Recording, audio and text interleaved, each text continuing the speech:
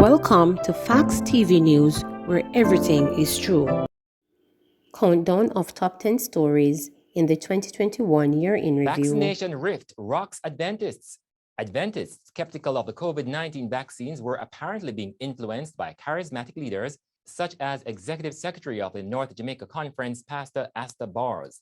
He went publicly to declare on June 18 that he had made up his mind in 2020 not to take the jab because he was distrustful of the science. The angel told Daniel, in the time of the end, the wicked would do wickedly. But none of the wicked would understand, but the wise would. And I know from prophetic studies that there are evil people in this world trying to take over this world. How they're going to do it, I don't know. But when Revelation is very clear about that. When you hear the theories that they call conspiracy theories, you wonder. But I don't trust what I am hearing. And if I am not convinced, I will. You want to make sure that you are convinced yes. before you make a yes. move. Dr. Thame, how unique was this story?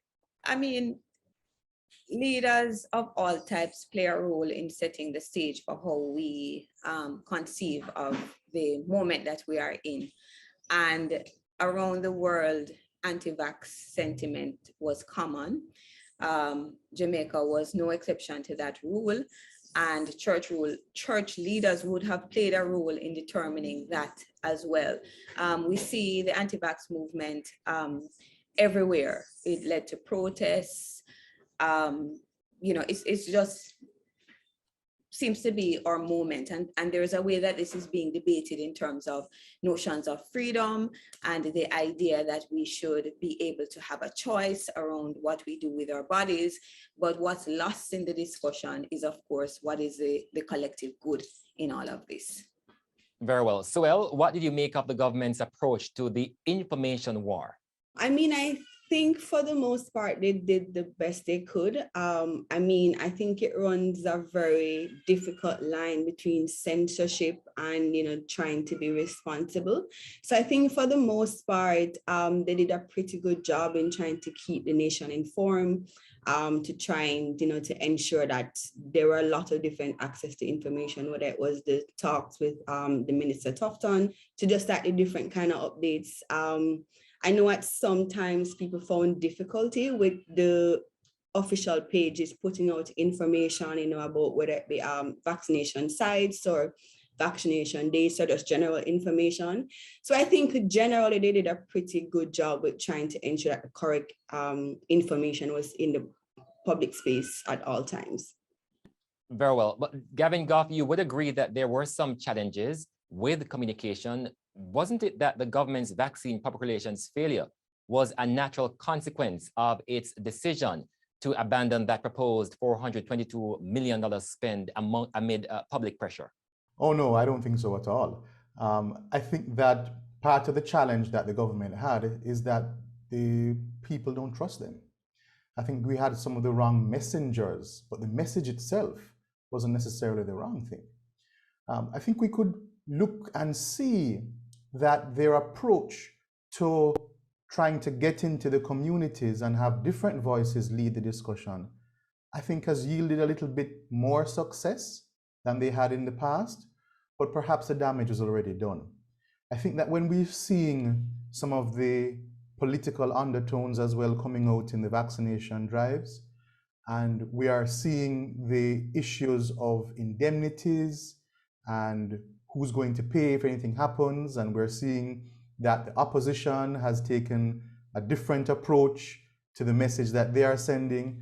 There are so many conflicting messages out there that I think that it was inevitable that we were going to have this level of hesitancy, and spending $422 million on a marketing campaign, I personally don't think would have made much of a difference. I will say this though, that jingle, "Get Vaccinated," is really, really, really very catchy, and I give them thumbs up for that. Story number 9, Jamaicans in the US have a beef with oxtail hike.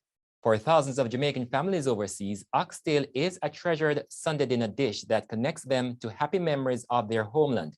But in September, the price more than doubled, skyrocketing from US $8.99 a pound at retail stores to $18.99 US per pound at some supermarkets. This was the 9th most read story for 2021. Gavin, surprise, surprise? Yeah, I was very surprised that Oxtail made it up so high. I'm one of those who really believe that we need to be slandering Oxtail more online to bring the price down. But the fact is that, you know, Oxtail has a historical aspect to it in terms of where we're coming from as, you know, poor people getting the rejected meat, and now it is the prized meat. I think it's just a fascinating story overall, but I was a little surprised to see that it made top 10. Well, in Jamaica, the central bank is reporting that for the August to October period, inflation trended above the 4 to 6% target rate. Dr. Thame, what does higher inflation eventually mean for Jamaican meat lovers? Beef lovers, or in general, it means people are poor. And that is something that we have to pay attention to. We're in crisis, and the crisis is somewhat inspired by COVID. But in addition to that, we have to ask questions about our preparedness, the structure of our economy, and what needs to be done to shift, to create alternatives to what exists in Jamaica in terms of the structure of the economy and whether we'll be able to afford oxtail at any point in the future. I think most of us can't. Story number 8, former bank employee now begging on the streets. It was the sad story of Stafford Malcolm, a former National Commercial Bank employee now living under a culvert in the rural township of Glengoff in St. Catherine. So, well, in a sad way, this story highlights a weak social welfare system and homelessness in Jamaica. As a young person, what would you like to see?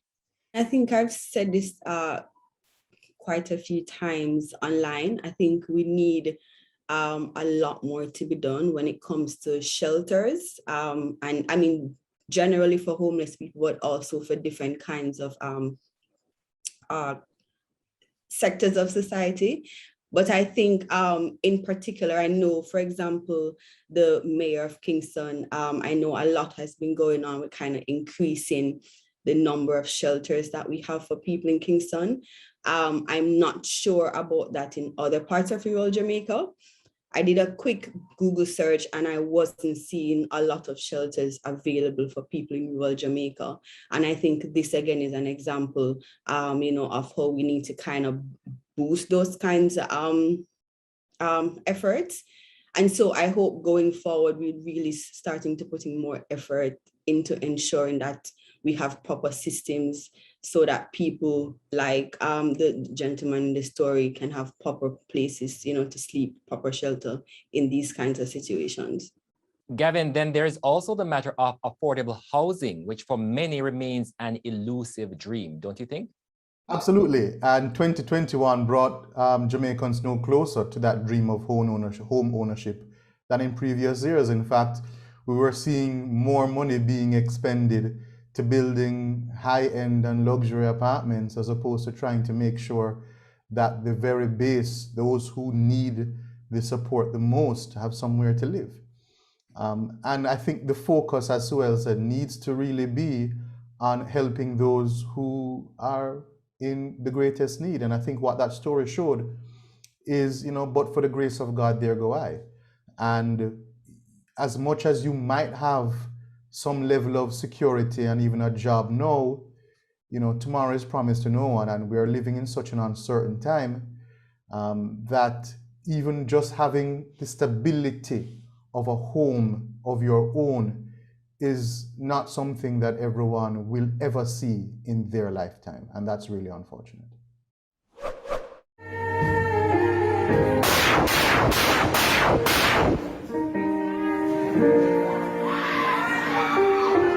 Woman prayed for her only son hours before church murder.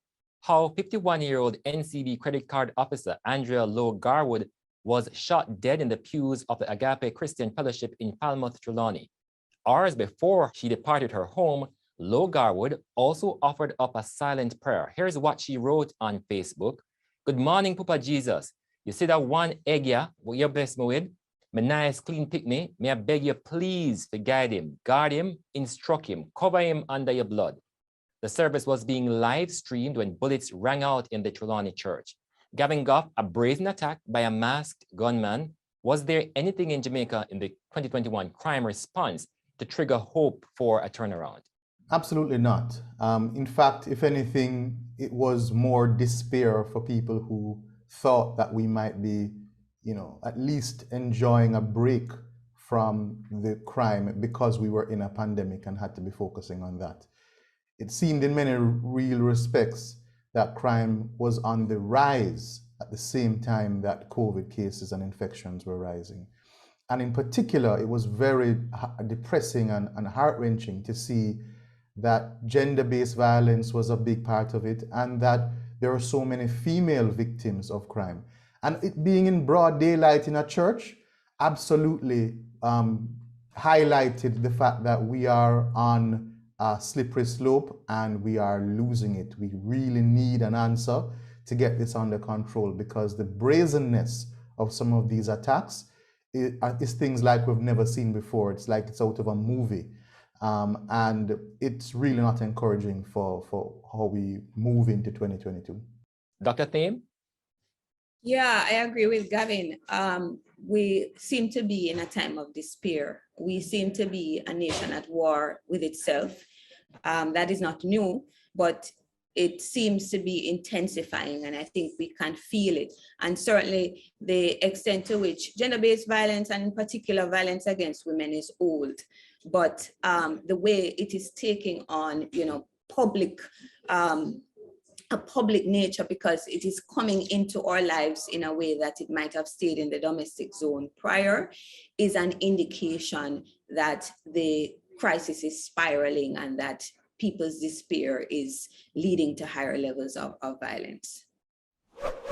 Kids' wife watched as dad slain. It was story number 6 for Gleaner Online readers in 2021. How 26-year-old Greater Portmore father, John Ross Morgan, was stabbed to death in a dispute with a boyfriend of a woman with whom he had a partner plan. Morgan, who was a security guard along with his wife and his children, went to the woman's house to collect the partner money owed to him. As he tried to leave, the boyfriend intervened, stabbing him to death. So, well, confident any at all that by 2030, Jamaica will be that place to live, work, raise families, and do business? Boy, I don't want to seem like a coming with anything heavy, but I mean, as a young person, I don't know how we will arrive there. It's not looking good, I think, from my end. And I think when I read this story in particular, it was such a sad story, and I think it paints the picture of so many young people in Jamaica want to do the right thing. You want to be on the right track. You're trying to do everything by the books in that order. And even in doing those things, it's still just, it just doesn't work out for you. And I think it just shows, how grim a lot of young people feel, about living in a country where you try to do everything right. And even in going by the books, there's still just no hope for you. And then, Gavin, the wheels of justice slowly turning, certainly in the court system still. Yeah, it's the loss of respect for the value of life. The fact that you have these crimes being committed with people who have no concern whatsoever, apparently, for the consequences.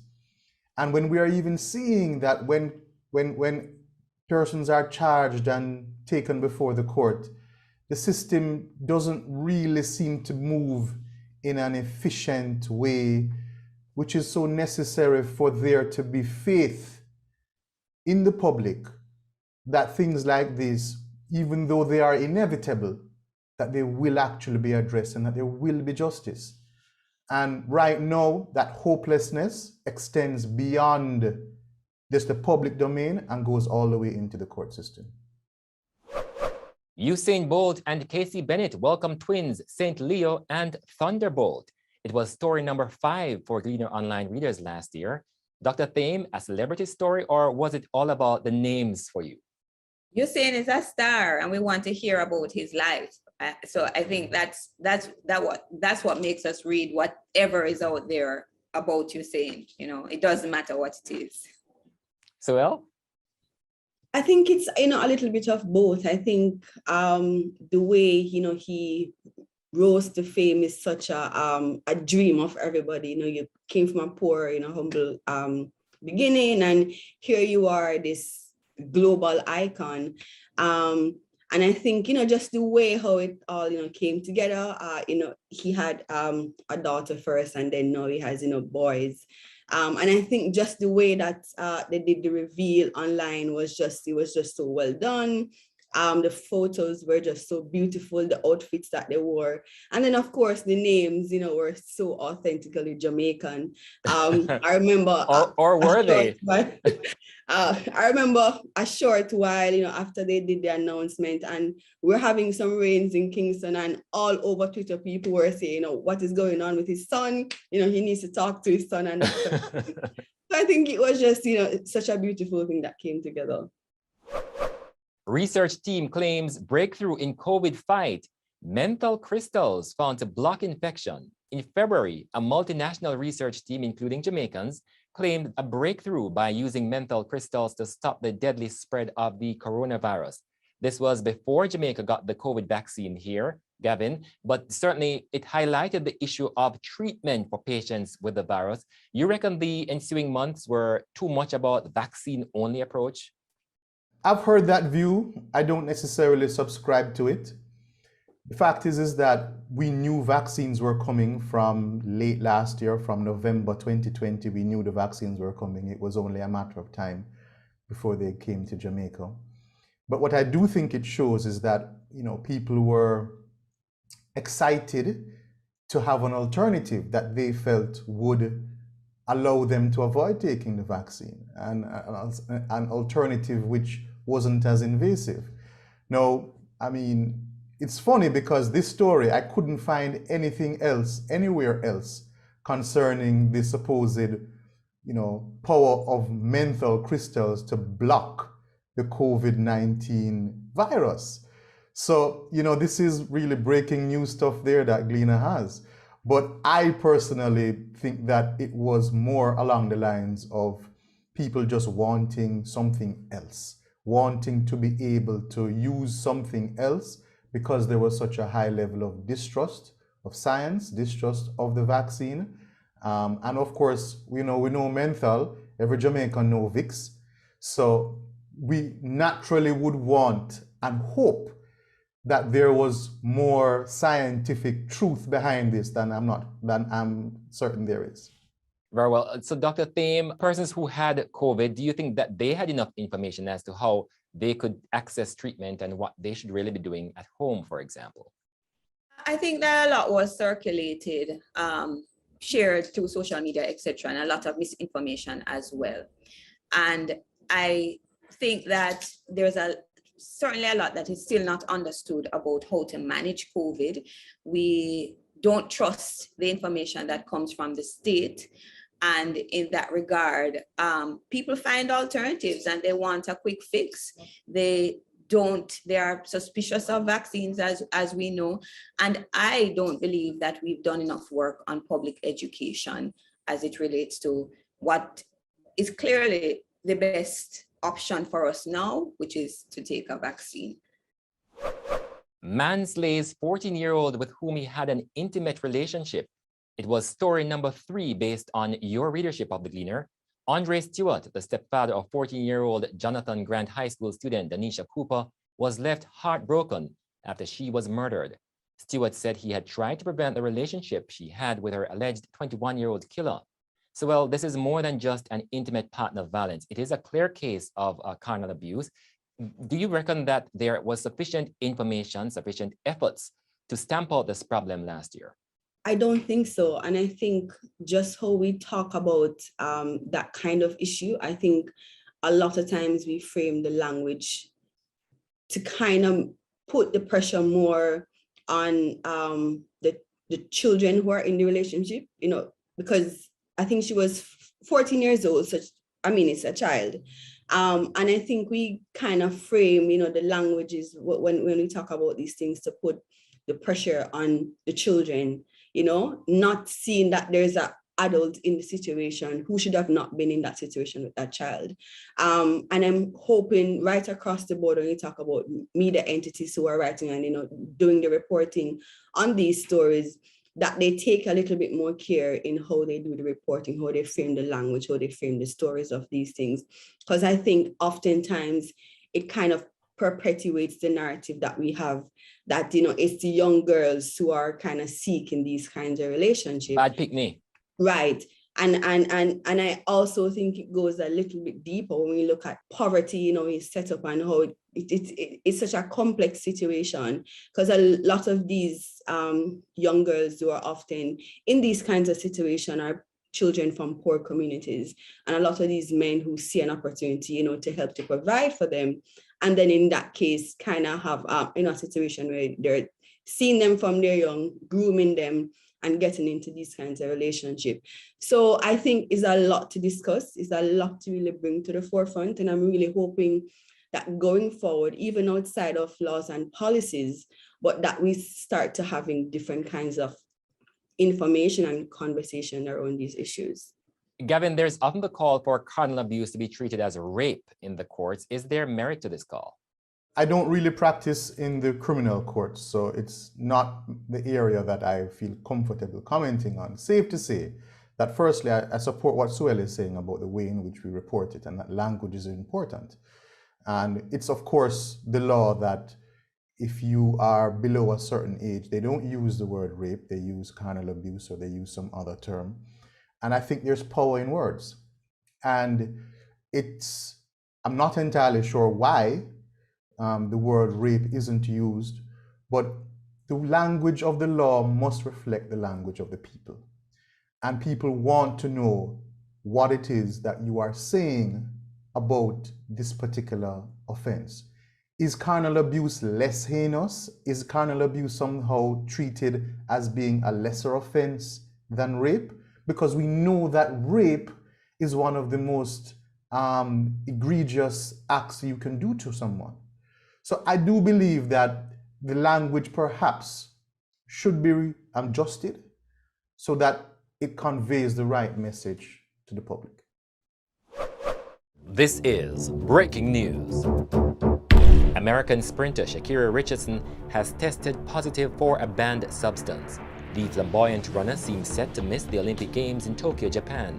The Gleaner's Andre Lowe reports that Richardson's U.S. Olympic trials performance has been disqualified because of the positive test. As far as Sha'Carri is concerned, it's also a major situation, I think, for her, a major setback. Story number 2 was the Gleaner's global scoop. American sprinter Sha'Carri Richardson failing a drug test that ruled her out of the Olympics. It eroded the expected flamboyance for the Tokyo Olympic sprints, with Jamaica's Shelly-Ann Fraser-Price, Elaine Thompson-Herah, and Sharika Jackson. But did it dampen spirits any at all, Dr. Thame? I don't think so. I mean, we were excited for our girls. And in fact, I would say that Sha'Carri added some amount of drama to the situation, in that we enjoyed her flamboyance and the fact that she, in the end, did not prevail.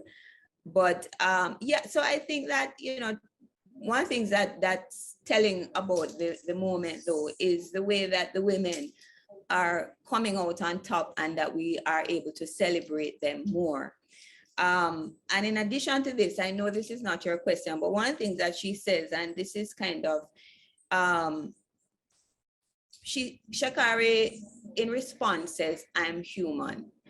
And it brings us back to that story of the gentleman who is homeless, and someone says, that's a human being over there. And I think that, we can kind of think about this from the perspective of what kind of world we want to build. And while there is despair in Jamaica, Jamaicans abroad are showing up and caring for Jamaicans at home through remittances. And so it gives us another side of the story, something that we can big up about ourselves, in addition to our sprinters and their performance, that we are also taking care of each other while, these tragedies are unfolding. Well, weeks later, the Jamaicans did meet Sha'Carri in Oregon, and oh, how the meme artists pull out all the stops, Gavin Goff. Yeah, I mean, I was rolling on the floor laughing. How you come ninth? How you come dead last after all of that? It was, I mean, you couldn't write that in Hollywood and people would believe that she would have come absolutely dead last. But you know, it's I'm just disappointed that so much of the story was about her and the fact that she came last, as opposed to the performances of our girls. And yes, we expect them to do well. So when they win a race, yes, it is not necessarily a surprise, but the fact that the story and the headlines and that Shakari was trending on social media instead of the winners of the race, I think that just kind of shows us that we really need to not be too swayed by the drama and remember that this is sport and we are talking about excellence. And the excellence on that day was Jamaica. This is one race. I'm not done. The Pathways pastor and the Mobe cult. The airport shall be open for pure blood. The story that almost shattered the internet in October. Yes, them a shoot up over a church, them a shoot. And the people them around there and a ball out and they're out going. There are cult-like behaviors and cult-like the setup that we have seen here.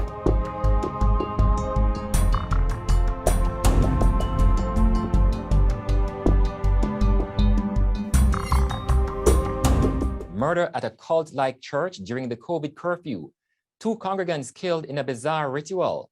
Another shot dead in a confrontation with the police. The pastor, Kevin Smith, and how he funded his organization. And then that bog walk crash that claimed the life of the pastor and a young constable.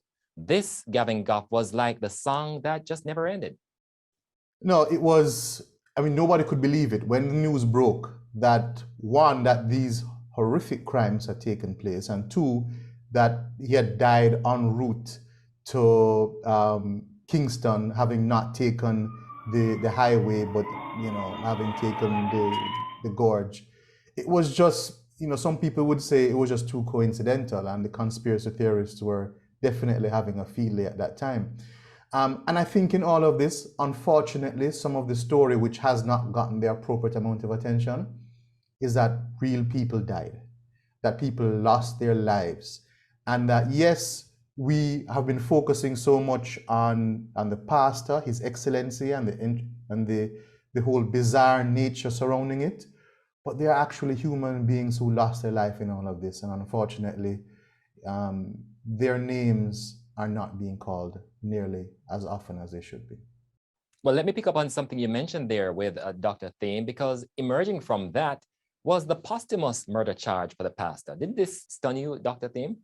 I'm not au fait with the law. I think maybe Gavin is better able to speak to that. But what strikes me about the story though, is the fact that the congregants were led. There is the charisma of the pastor, but we also have to question, what is it that is happening in people's lives that is causing them to seek this kind of escape? How many of you were late? $200 can pay for the whole of your Jingbang family. And, you know, would allow them to put themselves in danger in a way that, you know, many of us could not understand. And I think we need to you know, investigate some more what is happening on the ground in Jamaica that explains our current moment and just the absurdity of it, that we can't, you know, we have to connect to the other issues, the killings, the way that we treat each other on the roads, or at least the taxi men treat us. There is just so much that is absurd that fits into what happened in Montego Bay that we need to explore some more and try to figure out how to build a different Jamaica. Swell, what did you make of how the story unfolded? I mean, I think I was like, you know, just like everybody else. It just didn't make sense. It just felt like we were living in like a weird dream or some weird loop or something, that because every time you think you have heard it all, then the next day on social media you see a video or something and something else pops up. Do you not understand that Pharaoh has built his great house and he is stepping on your necks? Pharaoh tried to bring me down, but I am that I am. But I think it's the impact that religion has on people. People want hope. People want to feel like, after this horrid life that we're living, that there is something else for me to look forward to. And I think with everything else that is happening, in Jamaica, the hardship, there's poverty, there's crime. So a lot of people are very hopeless. A lot of people are really in the ruts. And so, I think it's very easy for, a person who, is very, have a lot of good personality, they're very friendly, very easygoing. And I mean, when you look on his social media, he was with everybody in Jamaica, people who were way up there in society. So I think it was very easy for this man, to come. He has so much, status, he's, from abroad, that sort of thing. And it was very easy for him to come in and put, some things about God and religion in that. And I mean, it's a perfect recipe for disaster. And I think just like what was said by Mr. Goff, that, I think it was just so very bizarre. And I think at the end of the day, we need to think about the people who were impacted by this. I think people need therapy. I think people need to kind of unpack what they go through. And to kind of deal with the trauma. Because I remember I was listening to one the radio programs, in the daytime, and I think a few of the people that were actually at the church tonight, and there's one of the men, he literally was crying online. He was crying, and I think his wife was with him, and she started breaking down. I know she mentioned that even in his sleep, sometimes he would still be crying. So I think outside of, everything that happened and, the jokes that we got from the whole story, I think we need to think about the people who were involved in the situation and try to see how best we can help, just to help them get over what they went through. And we can't end this one without going back to the first issue. That issue, Gavin Goff, of the posthumous charges, wasn't that stunning? Yeah, it was stunning to me. I'm trying to think about all the charges that should be laid upon so all the politicians who have gone ahead. But I didn't know it was possible. But it's something that is in keeping with the theme for 2021, where there are so many unexpected events this year that certainly would rank high on the list. Please remember to subscribe, like, share, and click the notification bell for daily updates.